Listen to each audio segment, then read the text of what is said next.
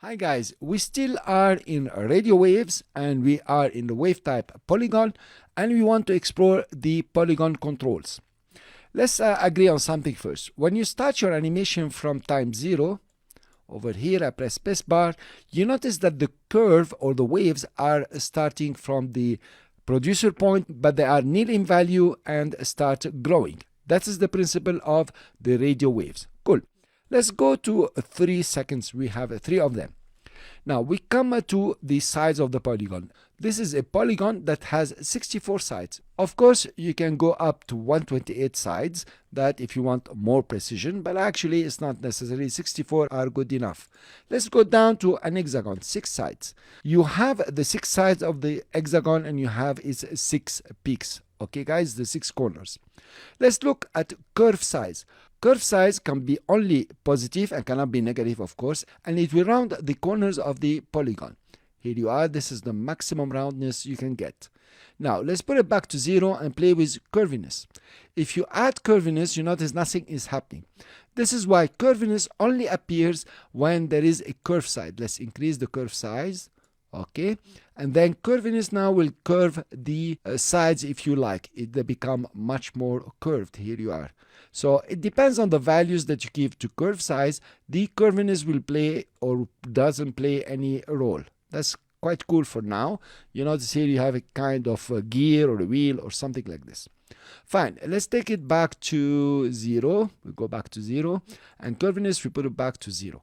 We click on the star. We check the star. Now instead of having an hexagon, you have a star, exactly like shape layers.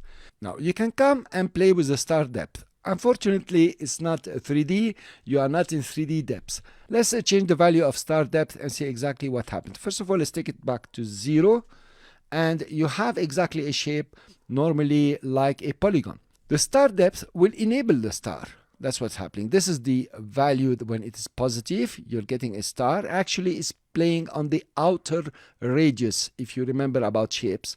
Now, if you go negative, it will play on the inner radius. That's the inner radius growing and shrinking.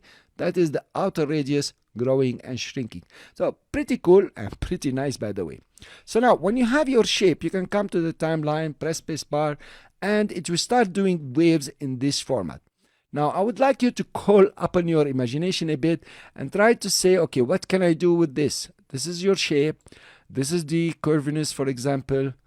And you can create really some very nice waves here. It can be in a HUD, or it can be like science fiction or stories like this, or it can be on a video layer, on water, anything that you will like. So this is part of your imagination, part of using your shapes the way you would like.